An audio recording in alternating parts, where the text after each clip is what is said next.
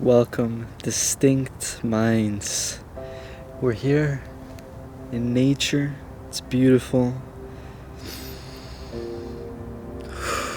Just breathing. A good ass prana, baby. So, who are you living for? Who are you really living for? Right? That's an important question. We're all doing things, we're all busy doing various things, but who are we living for?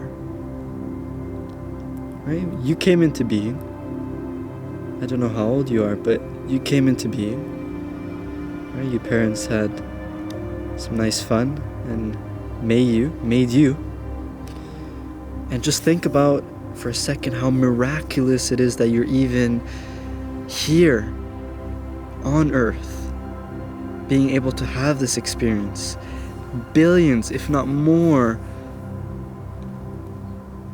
life forms have survived and evolved and adapted throughout the years for you to be here and have this experience. Right?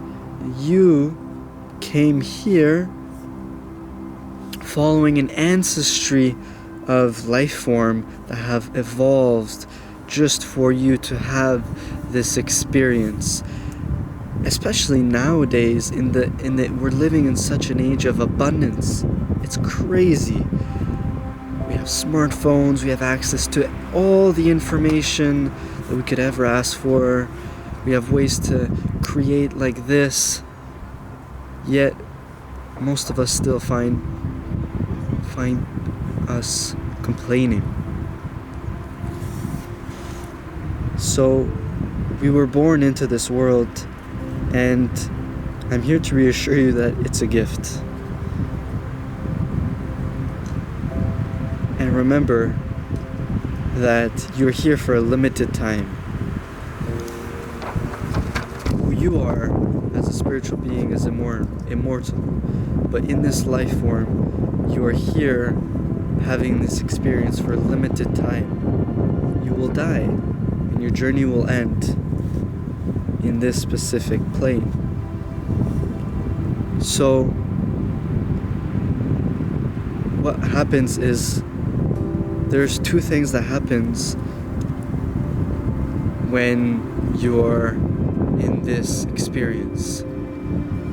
You either succumb to fear or you surrender to love. When we succumb to fear, when we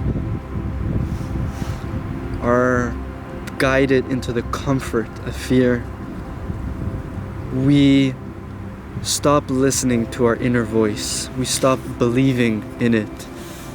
And instead, we listen to the fears of everybody else as a way to comfort our own fears that are unfaced, unanswered, and not dealt with. And then we feed into the fears of others as a way to make ourselves feel comfortable of not dealing with our own fears.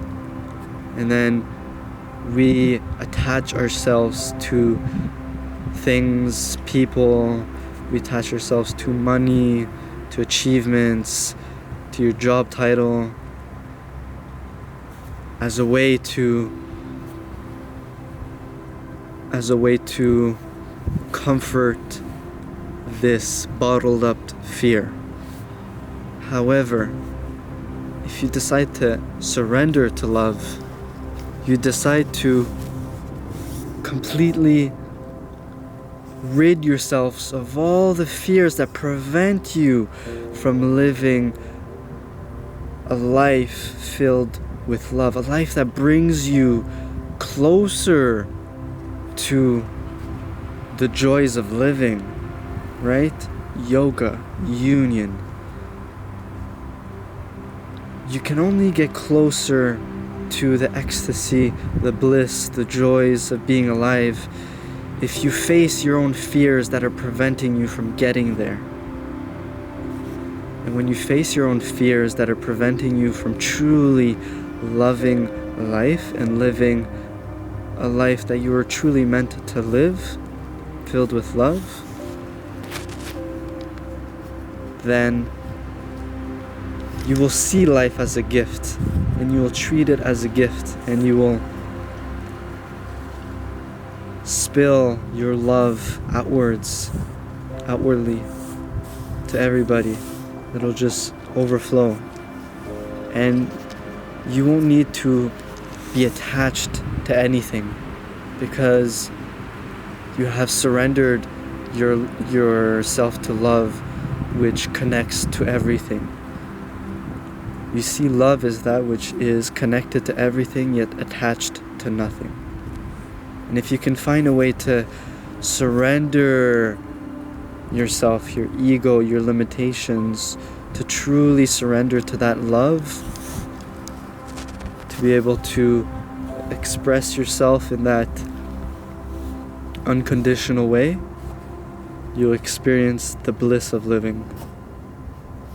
Choose love, my friends. Peace.